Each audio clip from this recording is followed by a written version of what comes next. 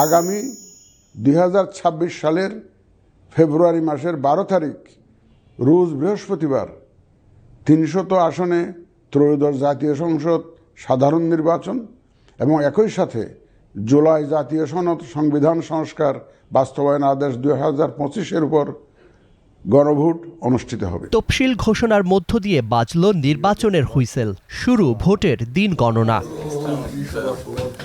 এ প্রশ্নে জাতিকে দেয়া কথা রাখায় অন্তর্বর্তী সরকারকে অন্যান্য দলের মতো অভিনন্দন জানাচ্ছে বিএনপিও। নির্বাচনের যে তফসিল ঘোষণা হয়েছে, এই ঘোষণাতে আমি মনে করি যে প্রফেসর ডক্টর ইউনূস জাতির কাছে যে ওয়াদা করেছিলেন উনি ওয়াদা পূরণ করেছেন। তবে তাদের সামনে বড় হয়ে ওঠা প্রশ্নটি হলো, এই নির্বাচনে ভারপ্রাপ্ত চেয়ারম্যান শামিল হতে পারবেন তো? তারেক রহমান এখনো ভোটার হননি, করেননি সে আবেদন। তবে ভোটের আগ পর্যন্ত যে কাউকে ভোটার করার এখতিয়ার রয়েছে ইসির। পারতে পারেন যদি কমিশন সিদ্ধান্ত দেয়। আইনগত আছে। তবে নির্বাচনে প্রার্থী হতে মনোনয়নপত্র জমার সময় শেষের আগেই রয়েছে ভোটার হওয়ার বাধ্যবাধকতা। বিএনপি নেতাদের আশা, ঠিক সময়ে সেটি করবেন তাদের নেতা। তফসিল মানে কি?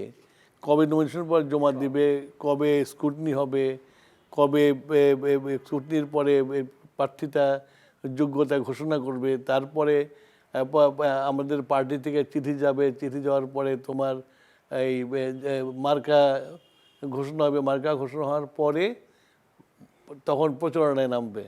তো এই স্টেপগুলো হওয়ার আগেই তারেক রহমান সাহেব, আমি আশা করি উনি ভোটারও হবেন এবং উনি এই প্রসেসগুলো পালন করবেন। নির্বাচন কমিশন গতকাল পরশু তার আগের দিনও বলেছে যে এখনো আবেদন করলে উনি ভোটার হতে পারবেন।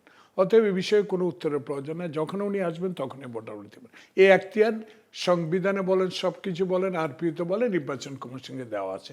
অতএব এই নিয়ে আমাদের কোনো ভাবনা নেই। উনি আসবেন, ভোটার হবেন, দেশে নির্বাচন করবেন, দলকে পরিচালিত করবেন, এটুকু আমাদের বিশ্বাস। অন্যদিকে বিএনপির সামনে রয়েছে ইসিতে চূড়ান্ত প্রার্থী তালিকা জমার কাজটিও। দিনাজপুর, বগুড়া ও ফেনীতে শেষ পর্যন্ত খালেদা জিয়া লড়ছেন কিনা খুঁজতে হবে সে উত্তর। আমরা আশা করি উনি এখনো কিছু স্থিতিশীল আছেন এবং ইনশাল্লাহ আমরা আশা করি উনি আবার ফেরত আসবেন জনগণের কাছে। আমি ব্যক্তিগতভাবে বিশ্বাস করি মেডিকেল টিমের রিপোর্ট অনুসারে ইনশাল্লাহ উনি আবার মানুষের দোয়া ফেরত আসবেন, আমার বিশ্বাস। দিনক্ষণ ঠিক হওয়ায় ভোটের মাঠে উত্তাপও বাড়বে পাল্লা দিয়ে। এ অবস্থায় বিএনপি তাদের শীর্ষ 2 নেতার প্রার্থিতা নিয়ে কী সিদ্ধান্ত নেয় সেটি দেখার অপেক্ষা। Zakaria Ahmed, star news, Dhaka.